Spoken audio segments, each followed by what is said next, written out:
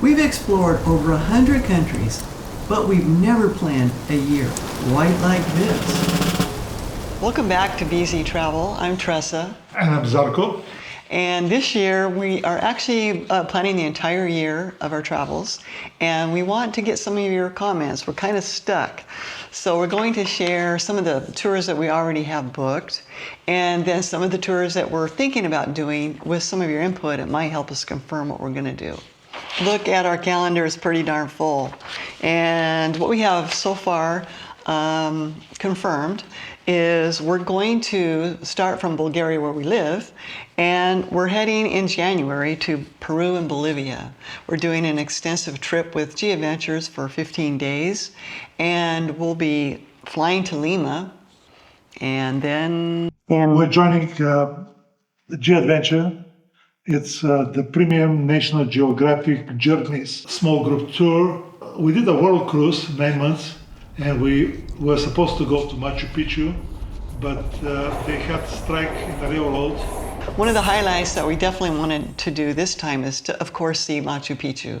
And then from there, we're going to go to some other really exciting places like the Salt Flats, which Zarko's always wanted to see, the beautiful reflections of the water. And we're going to be staying in an extremely nice place while we're there. From there, we'll be going to Potosi, where we'll see the silver mines. We're actually going to go inside the mines and explore that. We'll be seeing Lake Titicaca and going to La Paz. All of this is high altitude travel, so it will be a little bit on the Chile side and high altitude, so we might be struggling a little bit. From there, then after that trip, we'll get on a flight and we'll fly down to Santiago. From there, we're going to meet up with Intrepid Travel, another small group. They have 4 or 5 different levels of travel, and we decided to try their premium level. It looks really nice. They're staying in extremely nice places with comfortable transport. So from Santiago, we'll be going to Valparaiso. We were there on the cruise ship for just like half a day. So this one we'll be exploring for like 2 days, staying right in Valparaiso. Then we'll fly to Mendoza, Argentina, where Zarko's looking forward to that trip. Great wine, great steaks, a place to be. Yeah, Mendoza is the home and invention of the Malbec grape. So we'll be exploring 3 wineries there, doing some amazing tasting of the Malbec. Then we'll fly to Buenos Aires, and Zarko loves Buenos Aires. We were there for just like a day and a half on the cruise ship, and this time we'll be there for 3 full days with tours of the city, seeing tango dancing. You name it, it'll be fun. Yeah. After Buenos Aires, and since we were only there for like a day when we were on the cruise ship, some of the people actually took the time to go up to Iguazu Falls, but we felt that we would want to do more of an immersive visit when we go back. And this tour does that. We're there for 2.5, almost 3 days. We'll fly there, and we're going to see the falls from both sides, the Argentina side and also the Brazil side, staying in an extremely nice lodge there. That will be a lot of fun. From there, we'll drive up to Rio, and Zarko's been to Rio before. He's looking forward to that. It's a fun city. We'll spend 3 days with the group. Full city tour, Christ the Redeemer, the Sugarloaf Mountain, and a complete city tour of Rio.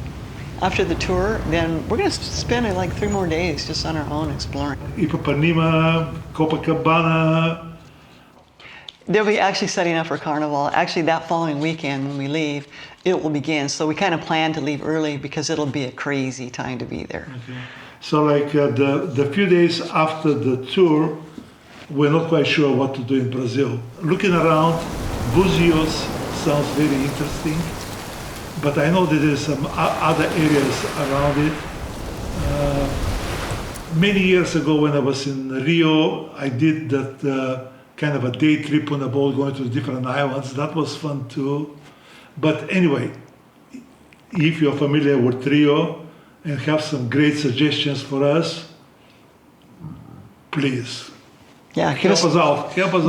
Please leave some comments to give us some ideas. Comments, give us some ideas, some insights if you have them. And actually, also, I like those Brazilian barbecues. The meat and the barbecue. The barbecues. Yeah, we'll show all of that to you as well. So after that trip, we're going to fly back, and that gets us home about mid-February. We'll have a couple of weeks at home, and Finish the videos because like it's very hard to edit videos on the road.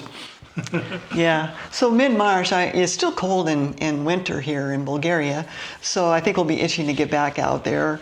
And we're planning on going to Oman. From here on, nothing is booked yet. So it's, yes, we have some ideas, we have some plans, but we haven't pulled the trigger yet. So like before we kind of lean very strongly towards Oman, we're considering India, we're considering the Philippines, but like Oman sounds very interesting, by the way. Kind of like an undiscovered gem. Yeah, and we did do some traveling to Dubai, and we loved that too. So one of the questions that we have that maybe you can give us some ideas on is when we go there, I've noticed that some people just rent a car and drive themselves around, or should we just get a private driver to drive us around to the different sites? So that's kind of where we're at right now. So if you have any comments, or you know somebody, or if you're from Oman, we would definitely love some comments about what you suggest that would be the best experience for us. So I'm kind of concerned, like, is it easy country to drive? Or is it kind of crazy and chaotic? We don't know. Also, like, I was fascinated, there is a town, Nizva, I believe it's called, and that sounds extremely interesting. They have a nice souk market, but what makes it very fascinating to me is every Friday morning they have the camel gold auction, you know, like where the locals, they actually buy and sell camels. That'd be kind of neat to see how they actually auction and buy camels and goats. So I'm up for it. I think that would be a lot of fun. And, Teresa, in our building, we have 2 parking spaces and we have only 1 car. Oh, bring back a camel. So I can bring a camel, we can have it down in the parking space. We could do trips on the beach. Thinking of using Muscat as a base and travel from there. It might be a good idea, it might be a bad, but we'll find out. And like in order to be at the auction at 6 o'clock, you have to either spend the night there or Get up at 3:30 in the morning. you know, so. I wonder if it's worth it. So after Oman, we're thinking maybe 10 days. We come back and then we'll be home for a couple of weeks. This is a very aggressive travel itinerary, but we want to go to China. And Zarko found a great private 30-day, like immersive tour of China. And so he's looked at that, and maybe he can give him some highlights. What I like about the tour is pretty much you see everything that there is to be seen in China and Tibet. You know, like from the Xian, the warriors, the clay figurines, to the pandas, to going to Tibet, pretty much all the major things. The only thing I'm not too excited about is the Great Wall, because we've been there, and it sounds like they're going to take us to the same place where we went from the cruise. So, but this being a private tour is kind of flexible, so we can probably replace it with something else.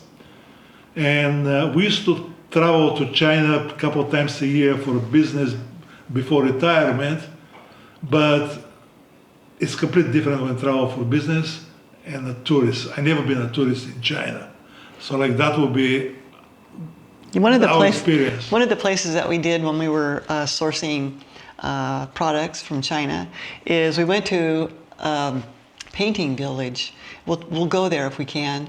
And they actually source the most oil paintings to the world. And there's artists all over the city, and that's pretty much all they do is do paintings. So we want to go back there. That's a little bit unknown thing. I don't think there's tourists and people that go there. So might be interesting. But we're gonna do this after actually the tour, because the tour ends in Hong Kong. We used to have an agent in Shenzhen, and we've been to Shenzhen many times, and he's a good friend of ours. We would like to see him again.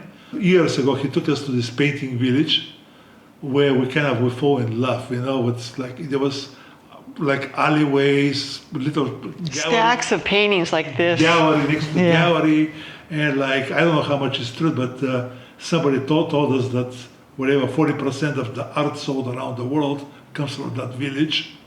So that this is something that you have to see, you know. So and I really enjoyed it. Actually, like we have some paintings in our house that came from there. Yeah, so we'll try to get there to show you this. Yes. After the China trip, then we're going to come back for a month, and in June, our friends are coming, and we have electric bikes, so they do too, and we're going to put them on our bike racks and drive from here to Serbia. Our neighbors here from Bulgaria. I've never been there. Zarko's never been there, but we've heard they have great barbecues, excellent food, and we're going to 2 cities. One is Niš and Belgrade. We'll be riding our bikes on the bike paths. I mean, like it's right next door, and we haven't been there. That's kind of a shame. So after June, we'll come home for another month. And mid-July, we want to go back to South Africa for another safari. This last year we went there, and I just absolutely fell in love with the animals, the beautiful lodges, the incredible service. Nobody beats the private reserves in South Africa.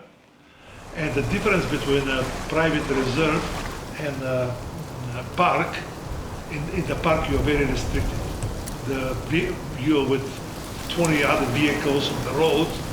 You cannot get off the road.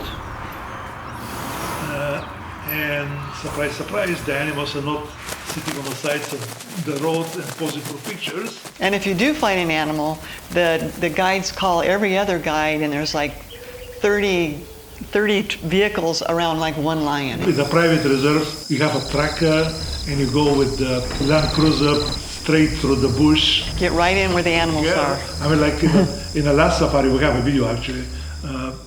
The one in Sabi Sands, okay? That's a very good video, by the way. You can check it out. We are right between the lions and the buffaloes. You still have to drive and look and search for the animals. It's a hunting, yes. Yeah, we still have to figure out which lodges we're going to stay at. We want to try different ones, but we're still pretty set on South Africa. And to be honest with you, I was not impressed with Johannesburg. You know, there's not much to do. It's pretty much all of the safaris begin and But end there. you can fly from Cape Town.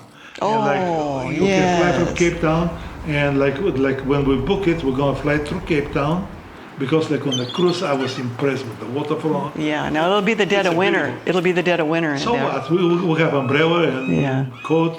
Okay, now the next one is where we really would like some suggestions. I've been wanting to go to the South Pacific for a long time, and when we were on the cruise, we actually went to Tahiti and Moorea, but it was like coming into Moorea, we were only there for like 4 hours. It was crazy. It was the most beautiful thing I've ever seen coming in. The mountains, the green, and I want to go back. It's calling us. And I've been researching ways to do it. It's an awfully long trip to get there from Especially Bulgaria. from where we live. Yes, we have to fly from Bulgaria, and it's a long haul. So I was thinking that we could fly to New Zealand, and from there we could take a flight to the Cook Islands. I was there back in the 80s. It's beautiful, and I just want to go back and see it again and see what's happened there. And then fly back to Tahiti. Now here's the question. From Tahiti, we want to see the Marquesas Islands. They're very, very remote. They're the most remote islands in the world, and they're only serviced by a freighter type ship. That's how they get their stuff. They don't have an airport. And they actually have a freighter where you can go on it's half cruise ship, half freighter. And I was telling Sarko, wouldn't it be kind of cool to go on this freighter and go into these small little bays? I saw how they actually have to tie up and everything by rocks and ropes, and you're on this small little barge thing going into shore and being met by these villagers that don't get a lot of visitors. So it's not like a tourist trap at all. And we'll get to explore some of these remote islands. Or we could take the Oceania luxury cruise ship and, be in the lap of luxury, cruising along and seeing other islands. I rather do the raw. To me, it's more entertaining to see the cargo getting unloaded, the local people interacting, then Performances on a cruise ship. yeah, a show on the cruise ship. So we want your suggestions. Would you like us to show you what Oceania on a nice cruise ship would be like around the South Pacific Islands? Or would you enjoy seeing what it would be like on a freighter slash cruise ship going into small little remote islands? What is the name of that? The Aranui 5. Aranui 5. Now, one thing about the Aranui 5 is there's no YouTube videos on it. I wonder why.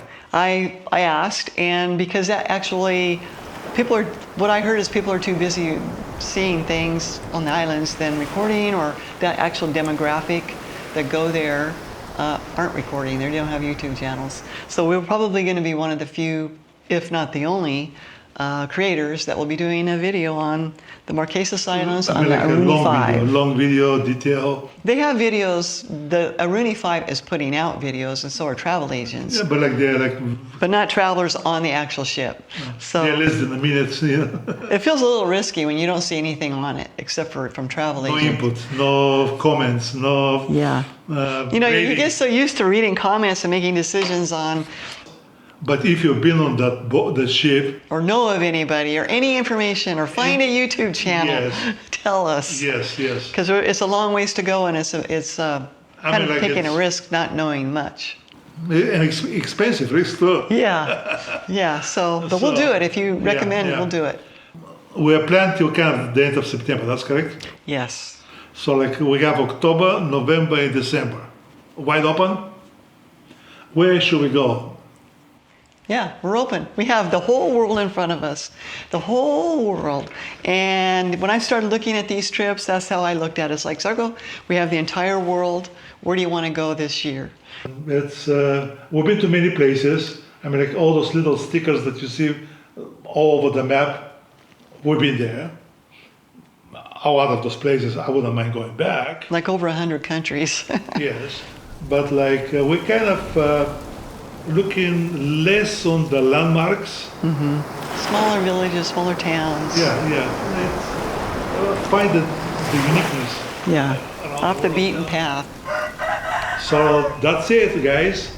If you're a subscriber, stick with us. We'll take you to some amazing journeys around the world. If you haven't subscribed and you would like to travel with us, you're welcome to climb on board. And see you in Lima. In Lima. All right.